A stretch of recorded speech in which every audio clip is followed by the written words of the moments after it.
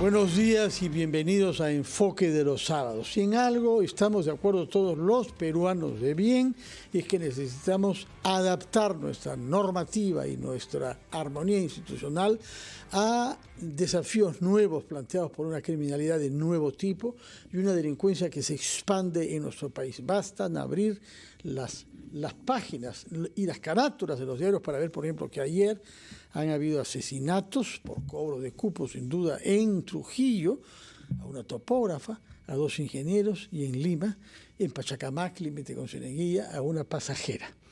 Frente a esto, en el Congreso se ha creído oportuno votar en segunda lectura esta semana una ley que redefine los términos de la relación entre la Fiscalía y la Policía Nacional.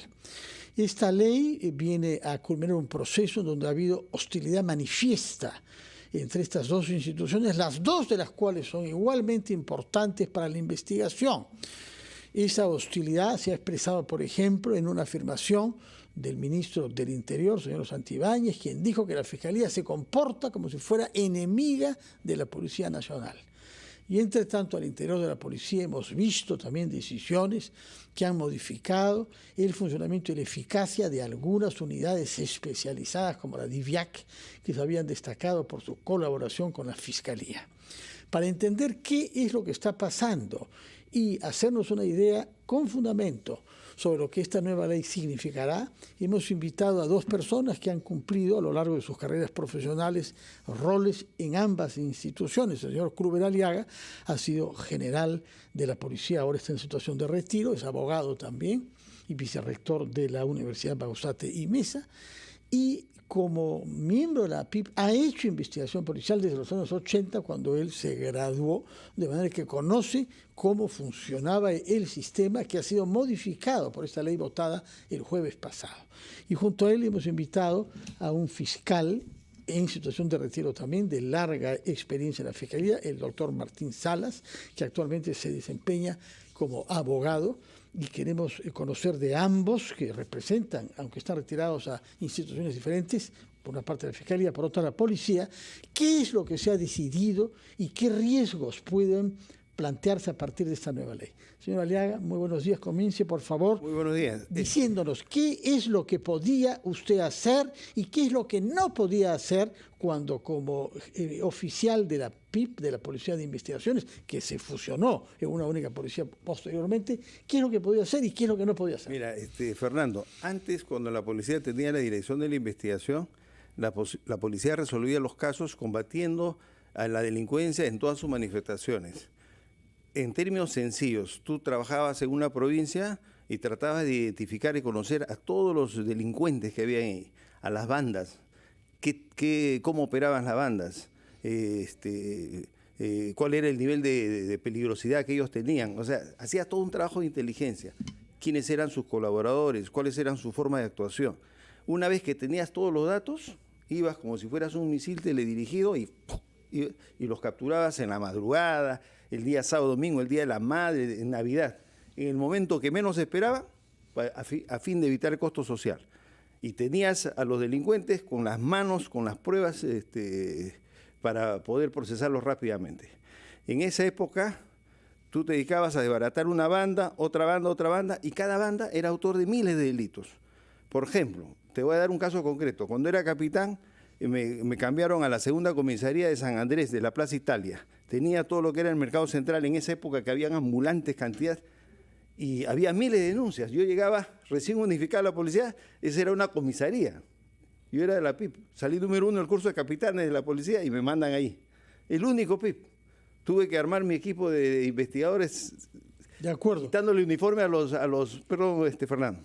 ¿Y qué les hice hacer a los subalternos que eran de procedencia de la Guardia Civil y la Guardia Republicana? Enseñarles a hacer el trabajo de detective, policía secreta. Hicimos vigilancia durante un mes, seguimiento mañana, tarde y noche, filmamos a todos los delincuentes que se desplazaban por toda la avenida Bancay y Mercado Central, identificamos 7 bandas. Cada banda tenía 2 o 3 cuadras de campo de acción. Ellos eran los únicos autores de todos los delitos que se cometían ahí. ¿Por qué? Cuando iba algún delincuente a esa zona, esa misma banda los votaba. Entonces funcionaba bien el sistema antiguo. Excelente, ¿Por qué ha habido que modificarlo? Yo creo que obedeció. Nos ha dicho, nos ha presentado un marco que fluye. ¿Cómo coordinaba con la Fiscalía en ese? Nosotros, inmediatamente cuando hacíamos la detención, nos comunicábamos al fiscal para que el fiscal se presente y vea la legalidad de nuestras actuaciones. Nosotros felices porque hacíamos nuestro trabajo, pacificamos. Esa era la labor de los verdaderos detectives, como tú dices, de los buenos policías. ¿Pero qué es lo que no podía hacer de manera tal que se haya dicho hay que restablecer a la ¿qué es lo que pasó? Se dio un Código Procesal Penal el 2004 que no nació fruto del trabajo del aporte de policía, fiscales, jueces. Vino promovido por organizaciones internacionales como la IRI Center. La Policía Nacional de los años 20 también fue una institución no participó la policía. Desde siempre hablo de los años 20 le guía. La Guardia Nacional fue una contribución de países europeos. Así que no comience criticando las influencias extranjeras. Yo le digo que vino esa comisión y comenzó a promover en Latinoamérica este nuevo modelo diciendo que era la última panacea. Y este modelo se ha hecho con ajustes en diferentes países. En el caso nuestro, solamente lo formularon 3 jueces supremos presididos por César San Martín, 3 fiscales presididos por Gladys Echaíz y 3 abogados más que eran miembros de la Academia de la Magistratura. Lógicamente, ese código nació con un sesgo total, con mucha influencia del Ministerio Público. ¿Qué sesgo? Sesgo, ¿por qué? Porque si tú fueras detective como yo, tú lees allí, por ejemplo, de que yo como detective, frente a cualquier noticia criminal, tengo que comunicar inmediatamente al fiscal, que lo que no está mal. Pero si no comunicas por algún motivo, ya eres pasible de ser denunciado. Pero hay que criminaliza a la policía. Pero hay que comunicar, es muy fácil cuando comunicar. Cuando tú intervienes, no siempre estás en una zona urbana con celular. A veces estás en una zona alejada donde no hay señal de celular. O no tienes el celular, se te quedó sin batería. Entonces, no se consideran todas esas situaciones que en la realidad existen. Segundo, tú tenías que esperar que el fiscal, que no es un profesional de investigación, que no sabe investigación, te dirija. O sea, ¿cómo vas a dirigir algo que no sabe? Te diga qué es lo que tienes que investigar. Un momentito, porque si dice eso, lo que está planteando es cambiar la Constitución. Porque lo que está usted criticando es lo que la Constitución dice. Estamos diciendo, la Constitución no dice que el fiscal dirige, dice que conduce. Conduce la investigación desde su inicio. Fernando, cuando yo te digo que conduzcas tu auto... Sí, dirijo el auto. Pero tú diriges el auto. Y yo te digo que conduzcas un avión, no es lo mismo. No lo hago. O sea, si tú eres piloto de avión, vas a conducir aviones. Pero si eres piloto de carro, no puedes conducir un avión. Bueno, entonces de la misma manera. Lo que nos ha dicho es que funcionaba todo bien, pero de pronto dice no. Hay momentos en que no podemos actuar porque había que informar al fiscal. Eso es lo que ha habido que modificar.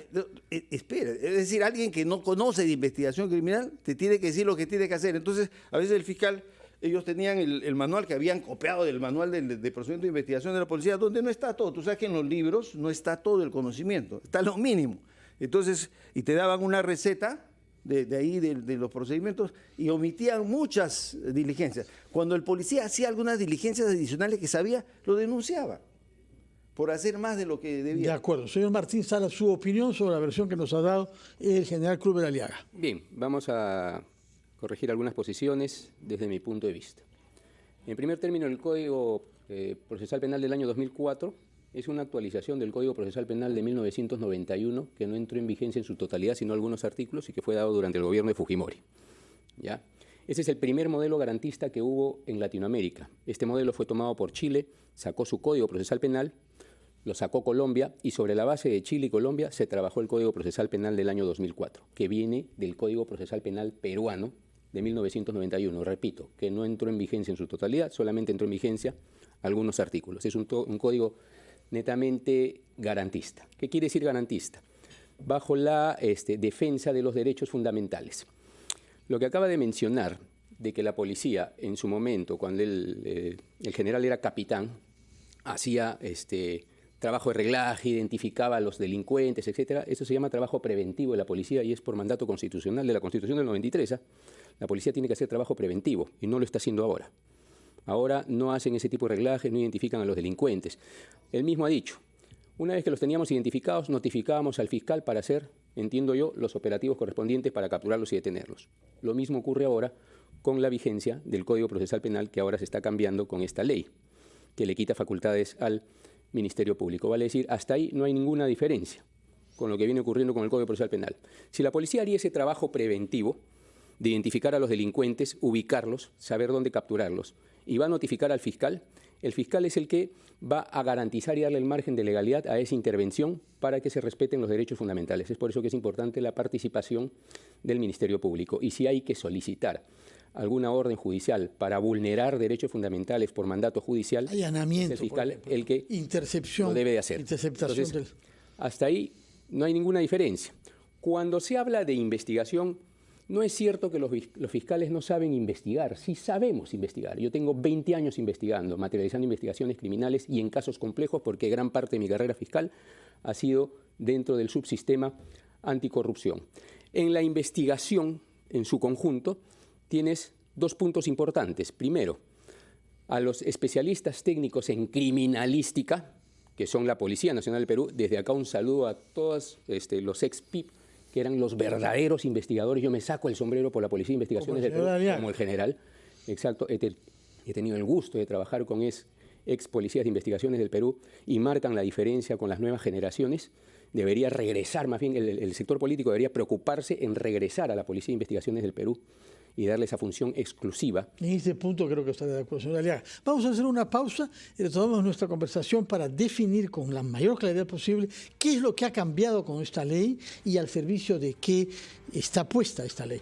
Ahora, usted ha citado ejemplos sobre investigación criminal de delincuencia en la calle, pero el problema es que tenemos casos de corrupción que afectan a los miembros del Ejecutivo en el Perú desde hace mucho tiempo. Entonces tiene que pensar también en qué va a pasar con una policía que está sometida al Ministerio del Interior y en consecuencia a la presidencia cuando tenga que investigar casos que no son los de los barrios altos y de la comisaría de San Andrés. Vamos a hacer una pausa y retomamos nuestra conversación con nuestros dos invitados, el general retirado de la Policía Nacional, Kluber Aliaga, y el fiscal también retirado, señor Martín Salas. Con Martín Salas, y queremos comprender con precisión la importancia de esta ley que se ha aprobado, si es enteramente positiva o si abre puertas a la complicidad y a la benignidad de la policía frente a casos de corrupción en las que puede estar implicadas personalidades del Poder Ejecutivo. Usted nos ha citado ejemplos sobre bandas de delincuencia tradicionales. Estoy haciendo gráficamente, sí. Puedo dar otros ejemplos más. Los ejemplos que nos importa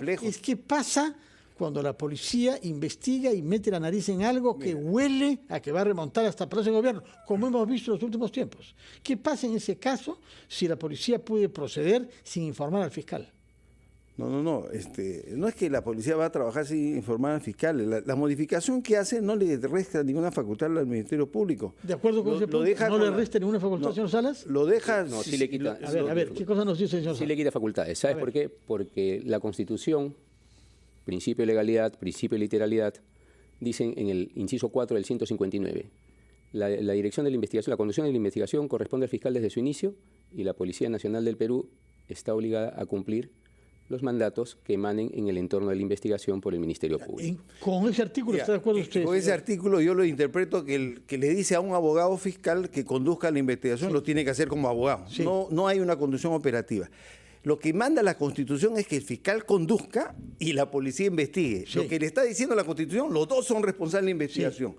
Entonces, la policía no puede ir solo a intervenir al presidente. Le tiene que comunicar al fiscal y el fiscal puede ir con la policía. Pero según esta ley aprobada el jueves, esta ley. ¿puede ir sola? No. Señor Salas, esta ley, ¿puede ir sola? Si ellos conducen las diligencias preliminares... Las operativas. Si ellos conducen las diligencias preliminares, corre el riesgo de que se materialicen acciones de investigación, actos de investigación sin presencia fiscal. Claro que eso no se va a poder utilizar en juicio. ¿Por qué? Porque no tiene las garantías suficientes que son la presencia del defensor de la legalidad, que es el Ministerio Público. Ese es un problema. Ese es un problema. Ahí es un tema teórico y ahí puede haber mucha discrepancia. Antes el Ministerio Público tenía esa condición, pero hoy en día la defensa la garantiza el abogado defensor, ¿no? De tal manera que la legalidad no la garantiza el fiscal, la legalidad la garantiza que el funcionario público, sea policía fiscal, actúa con arreglo a ley. O sea, el acto de policía es legal en tanto en cuando se encuadre la ley.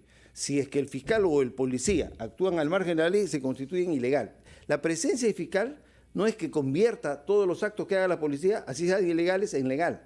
O sea, eso es un absurdo. Lo que pasa es que acá se aceptó la participación de 2 funcionarios públicos en una diligencia porque la policía no había perdido credibilidad.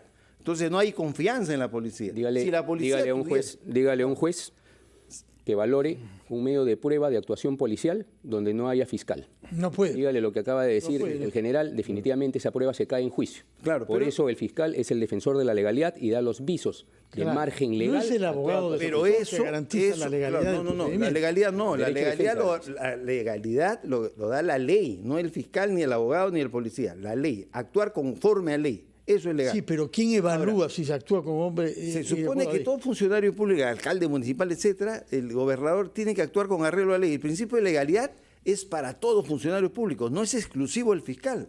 Sí, O sea, pero la lo que el señor policía- Salas dice, un juez ve Ese es el cargos, problema. En si nuestra no cultura- está avalado por un fiscal, En no nuestra vale. cultura peruana existe ese mito que es absurdo, porque Es la distinto. Policía No es el Nacional... mito, es nuestro orden No, constitucional. no es, la Constitución en ninguna parte dice que la policía no tiene autoridad y que los actos de la policía tienen que estar atestiguados por un Señor fiscal. Salas, No. dice la Constitución que Es que es distinto hablar de legalidad con defender la legalidad, que esa es la función constitucional que tiene el Ministerio Público. La defensa de la legalidad es una especie de credencial de que todos los desarrollos en los actos de investigación con presencia fiscal están dentro del marco constitucional y el marco normativo correspondiente sin salirse de ello. Hay malos funcionarios y hay malos funcionarios. Rompen la legalidad, pero la presencia fiscal, como defensor de la legalidad, le va a dar ese mérito. Señor que el juez Aliaga, necesita. el tema que se ha votado en la ley el jueves, Pero- ¿es un tema constitucional? Por supuesto, Fernando, Es algo constitucional. es lógico que está Pero- dentro de pero la no se ha Constitución. hecho una reforma constitucional. No necesita hacerse reforma, porque yo era director de la investigación preliminar, de la investigación policial, que es operativa, no es jurídica, con la Constitución vigente, con la Constitución del 93. O sea, lo único que Esta hizo ley el año no- 2004, sin modificar la Constitución, el Código Procesal Penal le quita la investigación a la policía y se la da al fiscal, sin cumplir el Es- mandato constitucional. eso es La correcto, Constitución- le quita la investigación a la policía y se Constitución la da al dice, fiscal. el fiscal conduce y la policía investiga. La legalidad constitucional es esa, que hay dos responsables en la investigación, no 3 ni 4, son 2. Fiscal que la conduce jurídicamente y la policía que la ejecuta materialmente. Eso es lo que manda la Constitución. El Código Procesal Penal le quita la investigación a la policía y le dice, fiscal, ¿En qué tú puedes sentido investigar quita? solo. ¿Cómo? Le dice no que vas a investigar solo, eso no dice eso no, No, eso dice el Código le Procesal dice que Penal. la fiscal puede investigar por sí mismo, solo. ¿Es sin correcto presionar a eso, la señor policía. Salas? No es correcto. Primero, que no existe este binomio. Todo equipo tiene un líder y el líder por mandato constitucional es el Ministerio Público. Por eso es que la policía debe cumplir las órdenes que se Y manden lo que en dice el en la inciso Constitución. 4 del artículo ¿Ya? 159. Repito, la investigación es una sola y tiene dos márgenes de actuación. El margen desde el punto de vista técnico-criminalístico y el margen desde el punto de vista técnico-jurídico, bajo la conducción del fiscal. Ahí el Ahora, tema- tú no vas a poner a un fiscal haciendo operativos policiales, metiéndose a la casa donde está la secuestrada, ¿no? Interceptando y... No, ese es trabajo netamente criminalístico, ese es analizando trabajo de la sangre, policía. sí. Lo que pasa es que acá se está confundiendo la opinión pública. Quieren dividir a la investigación en dos. Uno, el tema netamente criminalístico, que de acuerdo a aquellos opinólogos que de manera equívoca están diciendo que se le ha quitado la investigación a la policía, ¿ya? Que es la parte operativa, la que hace el trabajo de campo. No se le ha quitado la investigación. No, nunca se le ha quitado. ¿Cuál es la modificación introducida por esta ley entonces? Al Ministerio Público se le está quitando las facultades, vulnerando su autonomía, porque la libre discrecionalidad como director de la investigación, le permite determinar qué casos se le va a confiar a la Policía Nacional del Perú y qué casos se van a investigar en sede fiscal. Imagínate un caso complejo de corrupción de funcionarios, Me lo imagino demasiado bien, ¿ah? donde tengas, sin ir muy lejos, el tema del cofre Palacio de Gobierno.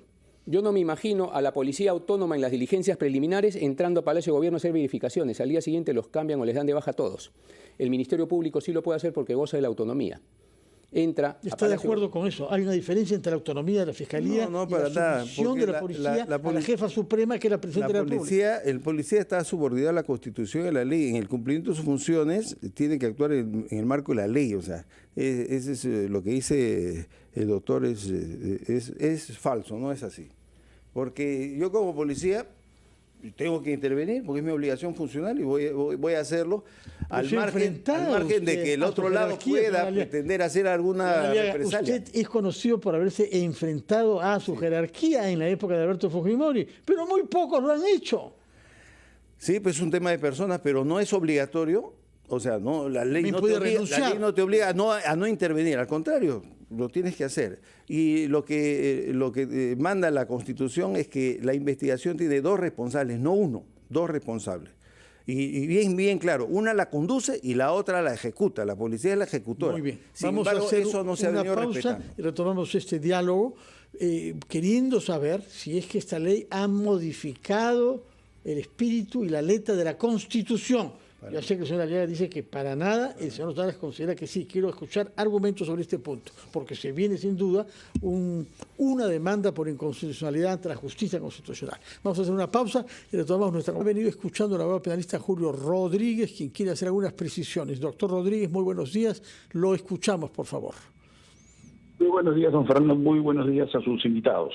Sí, don Fernando, mire, es cierto, el Código Procesal Penal tiene cambios extremadamente importantes, pero uno de los pilares en que se centra este Código Procesal Penal es, en esencia, variar lo que antes se consideraba un modelo desigual y se pasó a un modelo de igualdad de armas, como se denomina, en donde también la defensa acaba teniendo un rol trascendental en el proceso penal y equipara las funciones frente al juez con lo que le corresponde al Ministerio Público. Esto es también lo que da al Código Procesal Penal, no solo estos matices más modernos de un sistema acusatorio, sino adicionalmente lo convierte en un sistema más garantista.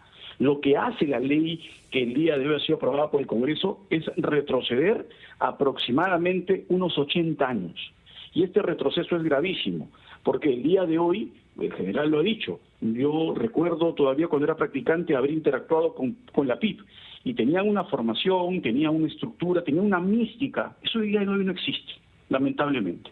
Formaciones de 1 año de policías no van a sustituir la formación de un fiscal entre universidad, especialización y maestría, que pueden ser 8 años, que son los que van a calificar el delito. La policía no puede hacer eso. Doctor Eso Rodríguez, es importantísimo que se tenga en cuenta en el código. Gracias por esa precisión. Pero este retroceso de 80 años que usted cree que se produce con esta ley, ¿qué consecuencias puede tener en la lucha contra la delincuencia, pero también contra la criminalidad organizada? Bueno, definitivamente tiene consecuencias gravísimas en la lucha contra la delincuencia. Estamos hablando de un Estado, lamentablemente, y esto es para la generalidad de los casos, que no invierte en justicia. Cree que es un gasto y no una inversión. No le dota de recursos a la policía, no lo hace el Ministerio Público, tampoco el Poder Judicial. Tenemos un déficit en los 3 casos: infraestructura, capacitación, en todo en general. Y adicionalmente a ello, y eso es importantísimo, este modelo lo que va a hacer es, no tenemos PIPs como antes, no tenemos formados a la policía como se le formaba antes, irrumpe este cambio radical y lamentablemente ese desfase va a generar que las investigaciones comiencen a tener problemas, sin perjuicio que estas investigaciones se van a realizar sin que esté bajo el marco y el parámetro de la legalidad controlada por la Fiscalía. Ese es otro riesgo que evidentemente va a cuestionarse en su momento y se van a pedir nulidades de las investigaciones. El retroceso va a ser grande. De acuerdo. Doctor, ¿considera usted que esta ley ha violado el artículo 159 de la Constitución? Yo personalmente creo que sí. Y en la práctica esta violación se va a hacer más grosera. Si bien es cierto, la ley lo ha tratado de maquillar, a la hora que se comience a hacer operativa la ley, esto va a generar muchísimas más complicaciones y vulneración de principios fundamentales. De acuerdo. Me hace recordar que el constitucionalista Domingo García Belaúnde sostuvo aquí en RPP que la ley está redactada de una manera sinuosa, nos dijo, pero cuya eficacia o negatividad se verá en la práctica. Usted nos ha adelantado su opinión sobre una contradicción con el artículo 159. Muchísimas gracias por su intervención, doctor Rodríguez, que tenga un feliz fin de semana. Y culminamos nuestra conversación con los invitados acá. Bueno. Tenemos pocos minutos, de manera que por favor concentren sus balas en los objetivos más importantes. Yo te diría, como abogado que soy sanmarquino y doctor en Derecho y policía, que empecé como subalterno, oficial y general, de que es mentira de que la policía no está capacitada para investigación.